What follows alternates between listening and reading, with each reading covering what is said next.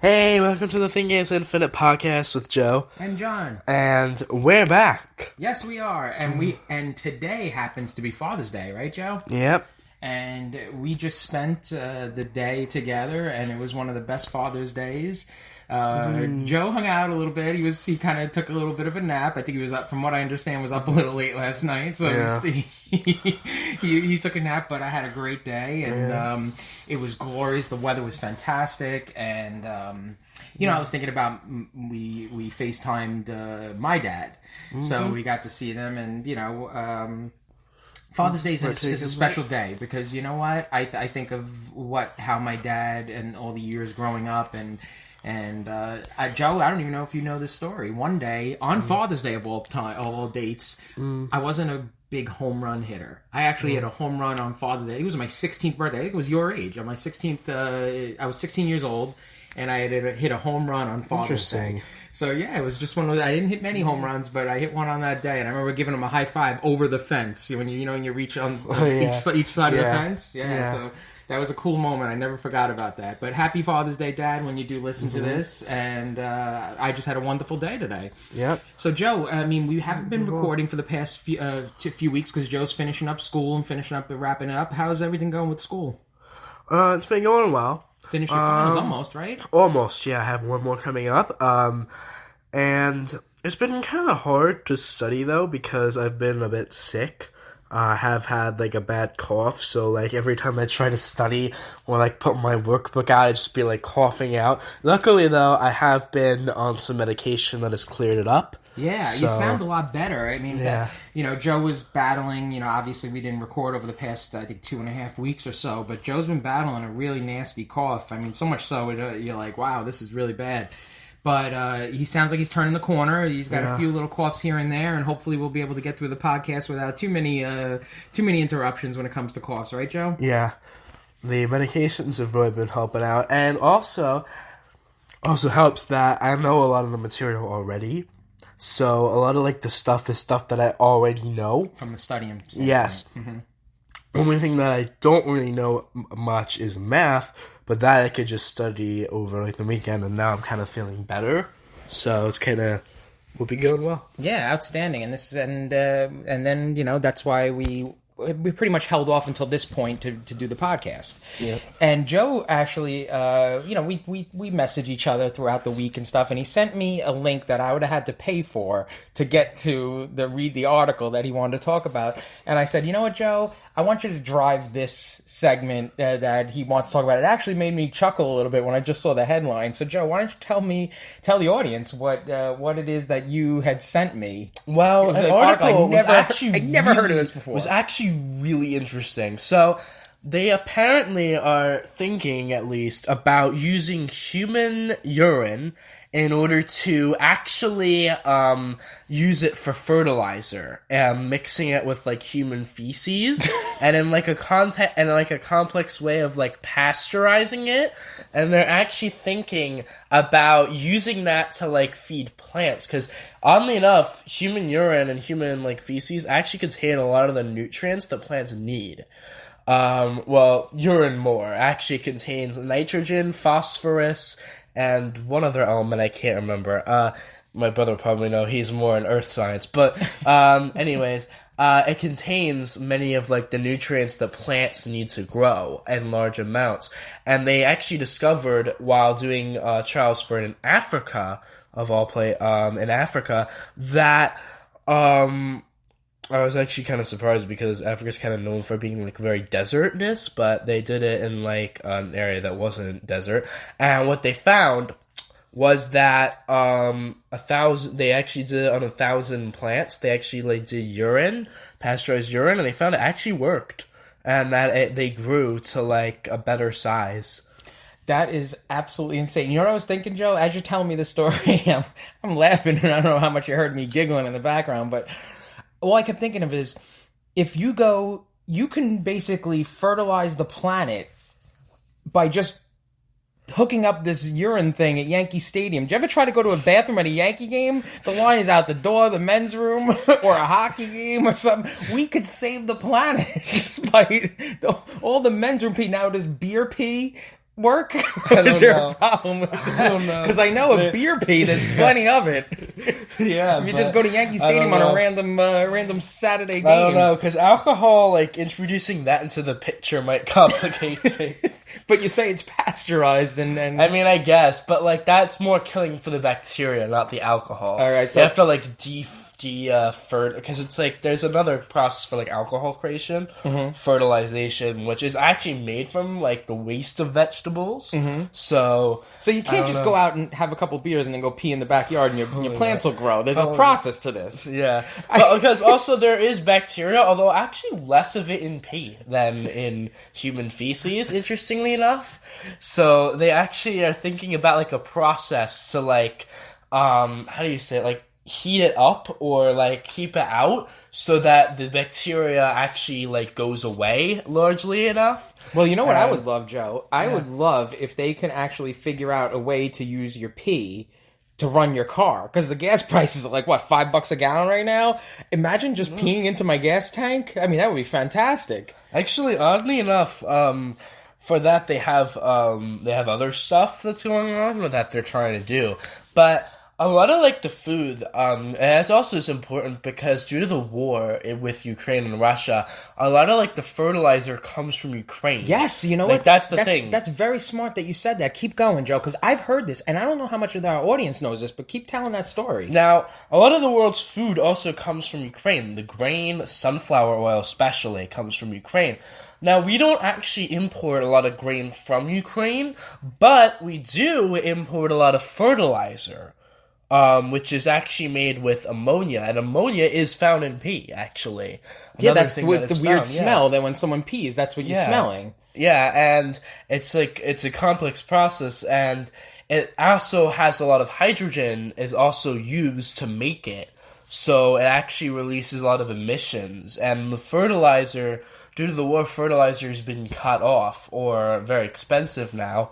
So, especially with China scaling down production due to not having enough chemicals due to the whole war situation. So, with that, they're kind of looking for new ways to make fertilizer, like, sustainable, I guess, and kind of looking for new solutions in that regard as well. Wow, you know, Joe. What I will say is this to our listening audience: we have made 25 or 26 episodes, right, Joe? Yeah. In that time, Joe has spoken about, before we saw it, he spoke about Sephora ending up being in Kohl's. That happened. Joe has predicted what you predicted. Something else before this, but most recently, Joe told us about in one of the last podcasts about how. The Wendy's Frosties moving over to the strawberry for the summer. Sure enough, we've seen that. Joe is on the front line of all this information. That's more. So believe it. Whether you may sound this may sound wacky and oh my god, this can never happen. I'm telling you right now, a few years from now, we're going to find out that there's pee being used in a way to make fertilizer. It might be very possible. They're actually like doing research on it right now as we speak, and also. But also, most of those predictions weren't really predictions. They were things that were either already said or they were leaked memos. That was actually the one with the Wendy's stuff. It was actually came from like leaked memos that were internally like surrounded. So yeah, that was kind of the thing. You see also how Joe is so super honest. Here I am trying to say he predicted it, and he's like, wait, not really. I just read a lot about it on the news, on articles and stuff like that, or in his videos, or where he found it. So Joe is so humble, he can't even just go, I predicted this. But anyway, you're on the cutting edge by listening to this podcast, because a lot of times you hear things that end up coming true soon after, right, Joe? Maybe, So yeah. what did they say? Did they say this was going to be coming out soon? How many years away are from this technology? Well, it would be quite a while because they still have to make sure that it's like pasteurized and like that. Actually, like, the bacteria's gone, and because that could actually harm the plants as well. And B, they need to ensure that it actually works. Early research has been promising, but more stuff needs to be done in the future. Okay. But that might actually be a new way of fertilization that I didn't know about in the past. I didn't know that they were actually like coming up with this. But... So when you're eating your breakfast cereal in the morning, or some type of, or you're eating your corn on the barbecue, it could be started by this pasteurized, maybe sustainable planet, right? Maybe, yeah, and.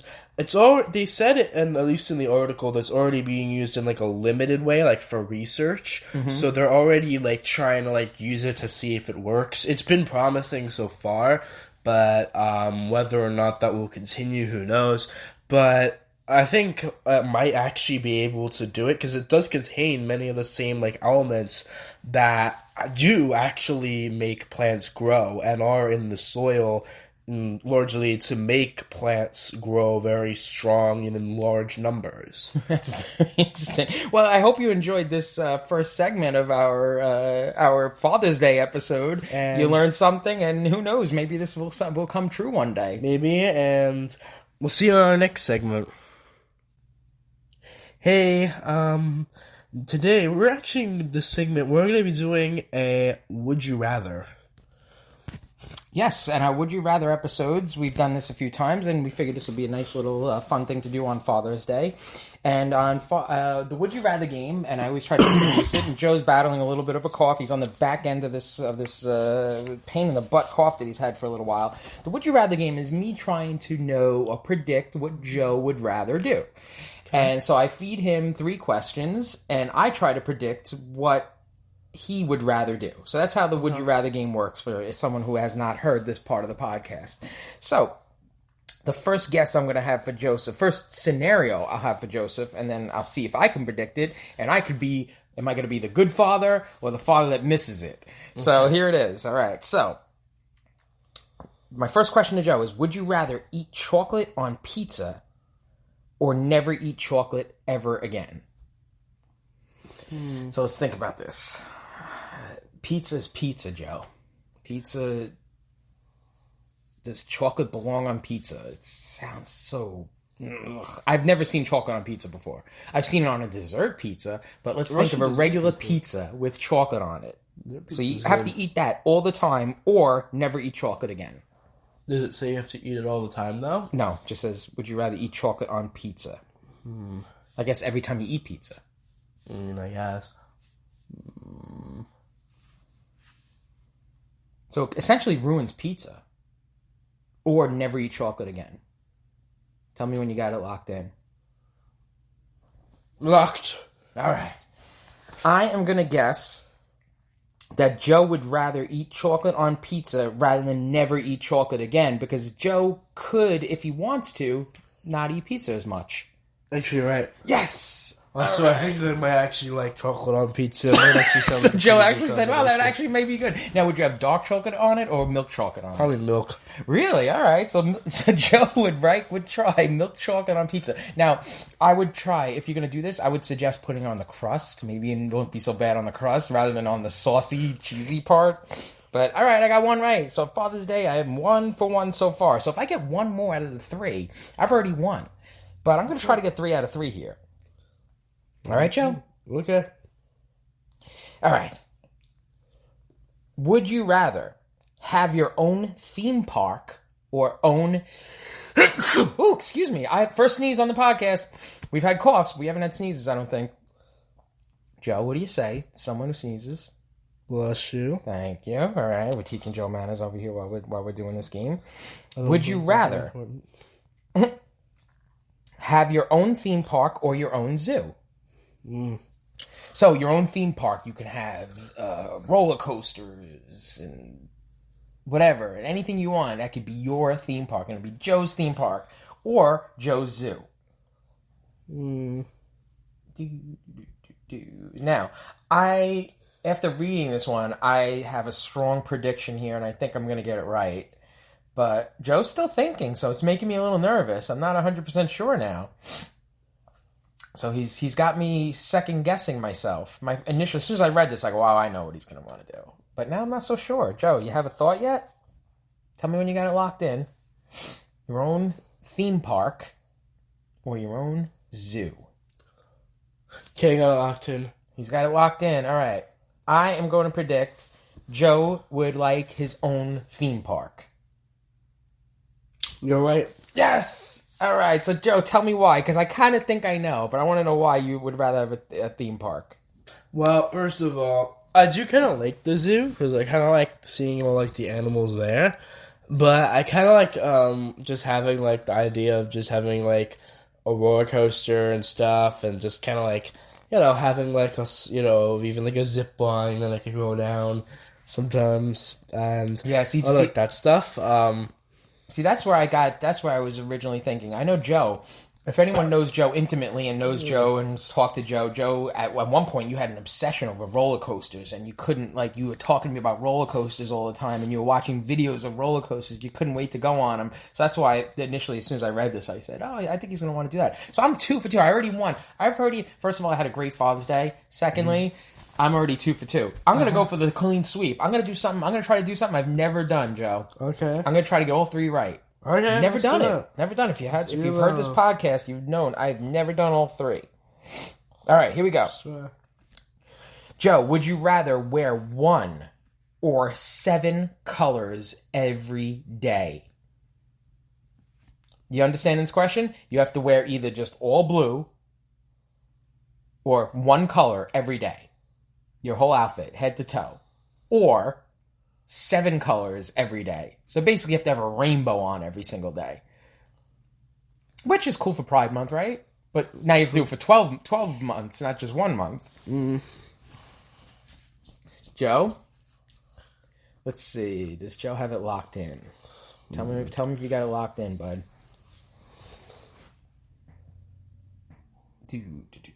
We're using the dead air. I'm trying to talk through the dead air while I'm watching Joe deliberate in his own brain. 1 color every day. So sometimes it'll be black, sometimes it'll be white, sometimes it'll be blue, red. But 1 color. That's your whole entire outfit. Or 7 colors every day, every single day.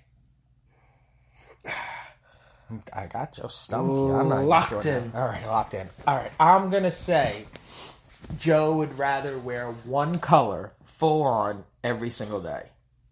Oddly enough, you're wrong. Oh gosh! All right. Well, I still had a 2 wins and 1 losses. Talk to me about the 7 colors. You're cool with that? You're cool with wearing 7 colors every single day? Yeah. So like they kind of like can match, like, you know, red, white, blue. Sure. You wear like, you know, green here and like I don't know. You could try to like go really like crazy with 7 colors. So Joe would be colorful. All right, I appreciate that. Well, listen, Joe, I love Joe's honesty. He could have given me the Father's Day gift and said, "Yes, you're right, Dad. You got all 3 right." But he was honest, like Joe always is, and I was only 2 right, 1 wrong. I'll take it. And onward to the next segment. Okay. Hey, welcome to my segment, and today I do want to talk about something very interesting that I've been thinking about. It's Krispy Kreme. Krispy Kreme used to be a bit of a big thing. It was pretty large in the United States, and I've heard that their locations at least in America, have actually fallen. Internationally they've grown, but in America they actually declined in the number of locations that they have across the country. And we actually, on Long Island, they've been completely wiped out. The only ones, at least in New York, or at least nearby us, that you can go to are in the city. So I do want to mention why they have kind of declined. It was actually, I found out that Krispy Kreme was started in 1937, and it was actually started in North Carolina, and the shop actually belonged to an old French chef who decided to sell it, and the guy who bought it had some pretty good ideas for how to make his donuts appealing to people.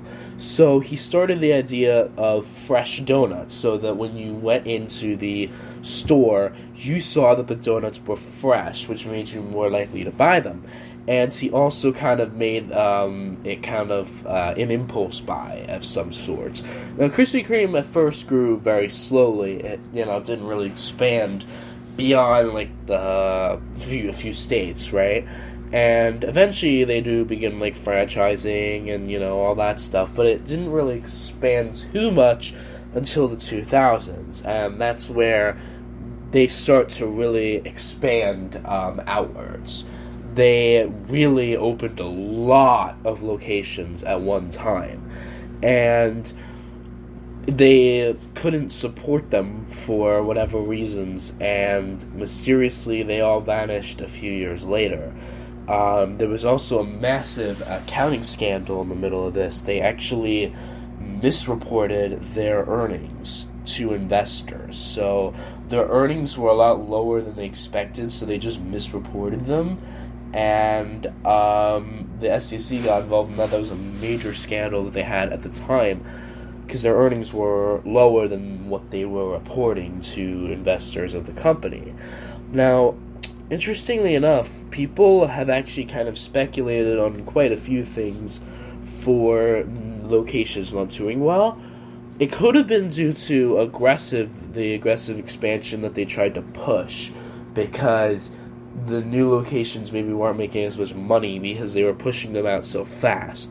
However, this is kind of weird, because now it kind of does make sense. It was I feel like it was a combination of factors. First of all, they were pushing them out way too fast, and I feel like they didn't get their brand across, at least in the right way. Like, Krispy Kreme was very new to people in the Northeast and, around the country where they started to expand. So, what happened is they didn't get their brand out there, like, quickly enough, so those new locations were struggling to make money. And I also believe that competition from Dunkin' also played a role, because Dunkin' has many more locations, at least in the Northeast and in, like, California and the West. Well, right now, at least California actually wasn't a major market for either of them at this time, but they had many more locations in the Northeast that were already solidified there, so having to compete with a much more established chain was hard for them to do, because they had to get their brand out there while an established and cemented competitor was already in the Northeast taking up a large section of that market. And I don't know why they really it was kind of weird why they failed to do this in the way that they should have, because their donuts are really good, and their hot light sign does separate them from Dunkin' and all the other places out there, and it really does provide a lot of, like, freshness to their branding, elevates that. So having them kind of struggle to expand was kind of surprising to me when I kind of saw that they were expanding, but they struggled to do so. And then eventually all of them retreated. They kind of retreated a bit from the U.S., although they did start to expand internationally. And now they're, like, smarter about where they open locations and, like, how they operate them, I guess. That could have also been a factor, because with their new locations opening quickly, maybe they didn't have, like, the management, like, good management. Like, maybe their managers were training their workers badly, and they didn't make the products well. Maybe they didn't even have the right inventory. Like, maybe that could have been an issue. So yeah, that was kind of an interesting ride. They're kind of on, like, the upswing again, but like I said, most of their expansion now has been internationally, and the expansion in the U.S. has been limited. But I do hope that they come back, because I really love their donuts. Anyway, I just thought it would be interesting, at least for a few minutes, to explore the story of Krispy Kreme, and see on the next segment. Hey, welcome to the IRL. Today we're going to be talking about summer vacation. Yeah, we have our, right now we're approaching, I think, Joe, would you say you have one more test, right? And then you have your summer, right? Yes. And some of the schools, if you're living down south, right, they're already done with schools. Mm-hmm. Do you know that New York is not typical as far as when they end school? I didn't actually. I thought that I knew that there was, like, some schools are year round, but I didn't know that. Not necessarily year round. Some schools end in, like, May. and then they go on and they start in like August. And in New York, if people aren't New Yorkers and listening, typically you go to the end of June, right? And then you start after Labor Day. Yeah. So, Joe, summer plans. Do you like going on vacations? Yes. We're going to Myrtle. Yes. Joe's going to be traveling to Myrtle Beach. Is that South Carolina, Joe? South, yeah. Yeah, Joe's going next week, right? Or something like that. So when we get back and we do the next podcast, Joe can talk to us about his vacations and stuff. Now, how is it traveling, Joe? You know, Joe... as you know, if you've been listening to our podcast since we started, Joe's autistic and he's been very open about it. Now, how have you adapted when it comes to traveling through the years? I know sometimes with sensory it was probably difficult, but what has made it more easy? Because right now, let me tell you something with Joe. He's like, yeah, I'm getting on a plane. I'm going on vacation. It doesn't bother him anymore. What things have you done to adapt to that? Well, first of all, I have been pretty nervous on planes in the past with going to South Carolina for Kayla's college. I had been pretty nervous on those flights. I largely kind of calmed myself down, and I actually fell asleep on the flight. Flight. That's actually what I did. So now I actually fall asleep on planes. Even though the jet engine is really loud, I could still fall asleep. Now, what made you nervous about flying? Possibility of a crash, oddly enough. I kind of worried that, if there was a crash, I wouldn't be able to swim, because I don't know how to swim. And I kind of worried about, okay, well, if this plane goes down, in the water, I don't know what to do now, and now I'm just okay, stuck so the floating. nerves was more about being nervous about being on a plane, which is very common, Joe. I mean, that's not abnormal at all. I mean, for years I used to be scared of flying, but you know what stopped me from being scared of flying, Joe? Look up at the sky every day. See so many planes over your heads. You know, we live near two major airports, right, Joe? We live relatively near. Relatively enough to see the planes over our heads, right, throughout the course of a day. And you think about how many planes are flying in and out of that airport every single day, and you never hear about crashes, though they're very rare. So it does that always made me feel a little bit better about flying. But when I was younger, I had fears of flying, and it would always be something that made me nervous. So I totally get it. Now, how does it feel being in a seat in a small confined area? Does that bother you, Joe? Well, actually, or did it bother you? Yeah, it was kind of weird. I wasn't too bothered by it, but I did feel kind of squished. You know what I mean? Because their seats, the economy seats, are not wide at all. They're very small on a lot of planes, so I did feel a bit squished. But now on our thumbnails, that's kind of easy to deal with, though. On our thumbnail on our podcast is Joe and I, and we're smiling right in our photo. And Joe's maybe about 4 inches shorter than me at that time. Joe's actually taller than me at this point. That's how much he's grown since we've taken that photo. So Joe is very, very tall. So Joe you're gonna have a little problems as you get older on these planes, because you're only getting bigger and bigger. So you just gotta hope. Maybe when you get a lot of money and you have a great job, you get that extra legroom seat, that upgrade, business class, right? Or Joe's class seat. First class, though, is very expensive. Oh my God! From what I understand, it's hundreds and hundreds. I've never flown first class ever. I have flown on a private plane on my company's plane way back, maybe 20-something years ago, at the time where the company I was working for. And believe me, it wasn't anything fancy. I was such a big wig. The plane happened to be going in the direction I had to go, and I hitched a ride basically with the plane. But Joe's going on vacation, and he's going to have a great time, right?